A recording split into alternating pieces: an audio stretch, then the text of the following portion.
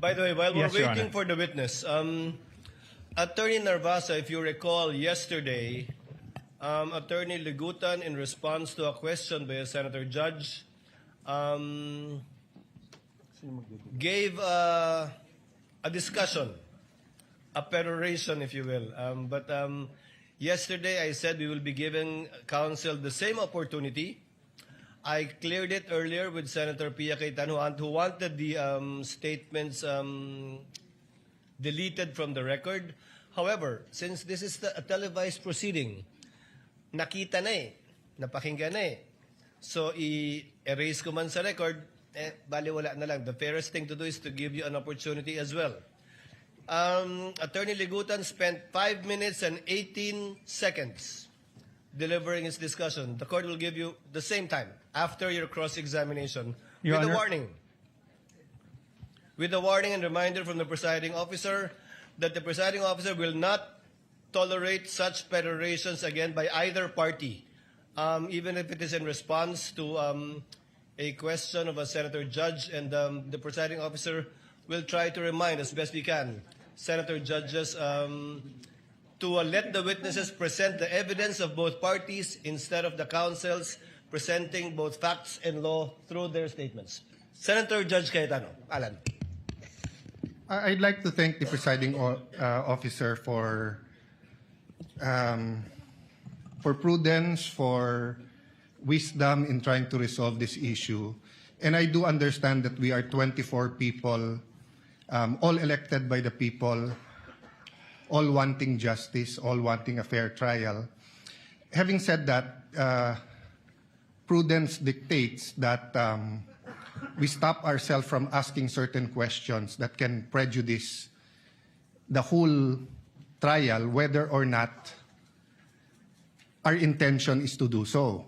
So the problem is well stated by the presiding officer that if we simply delete from the record, mapapanood nyo na rin naman sa YouTube yung magandang discussion ng prosecution. So, on one sense, it is fair to give the defense a chance to answer. But on another sense, it's unfair.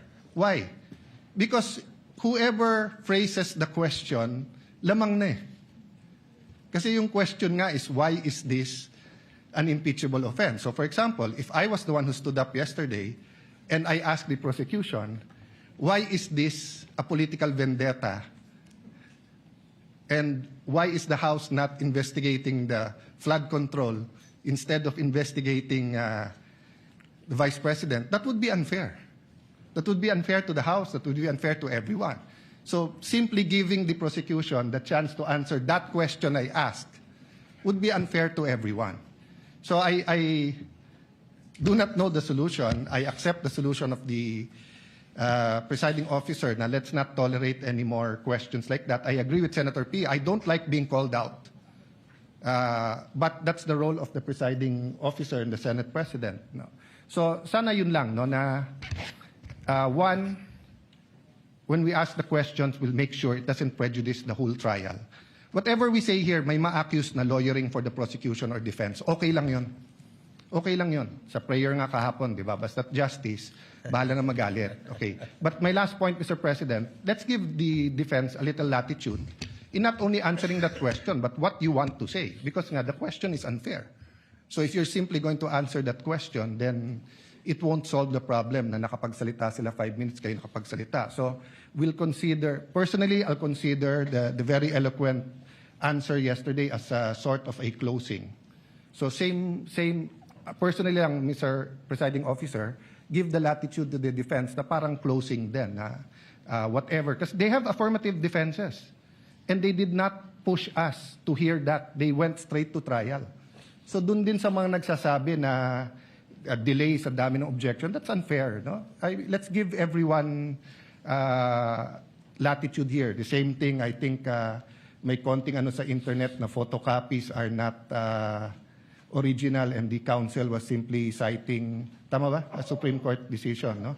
And the rules of court. And the rules of court. So I'm just saying it's an emotional issue. So all of us will be hit, badgered, whatever. I think trabaho naman nung witness natin, bantayan yung internet. So as long as hindi foul, hindi threat. But having said that, Mr. President, let's give each other leeway, but only to the point that the trial will not disintegrate, di ba, into a political fiasco or circus. Thank you, Mr. President. The remarks of Senator Judge Alan Cayetano are noted. Senator Judge Pia Cayetano. Thank you, Mr. President. This will be brief. First of all, I'd just like to confirm that I acknowledge what the presiding officer said, that I agreed. Basically, I'm withdrawing my motion in the interest of fairness, because the delivery of justice is about fairness. So kung nakapagsalita nga ang prosecution with their closing statement, di pwede rin dapat mag-closing statement ang defense, no? So I am amenable to that. But very, very, very briefly, Mr. President, I'd like to put on record, why are we being strict about the rules? Why do I have to bother standing up? Well, because nothing in this world will run well without the rules. Now, my colleagues, the Senate is a basketball-loving Senate. Dami dito, hilig mag-basketball. Kung ako volleyball player, colleagues ko basketball. I'll use basketball as an example. Will you have a decent basketball game if there's no rules? No, there's rules. That's why we stand up. And then sometimes there are also opportunities to question the rules. That's also fine. But that's why we have to stand up and call the attention of the presiding officer when we feel that the rules are being violated. And we will continue to do so when we believe it is necessary in the interest of justice. Thank you, Mr. President. The remarks of the lady are noted. Since we are discussing housekeeping chores and matters, let the presiding officer continue with the same. The presiding officer will call for a break midway through in order to afford the parties 15 minutes to relax, go over their notes, and do their thing.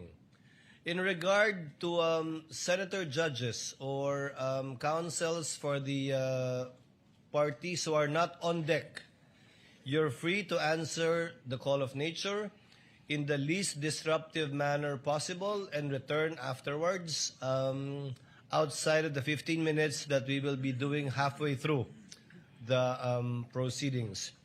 And finally, a request has been brought to the presiding officer to request as well the senator judges to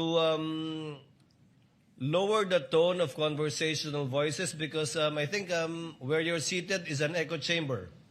Naririnig sa iba't ibang sulok ng plenaryong ito yung mga sinasabi din ninyo, at hindi rin nakakapag-concentrate yung ilan sa ating mga kasama na nakaupo sa paligiran ninyo. Just a reminder, and one last reminder before I recognize counsel for the respondent,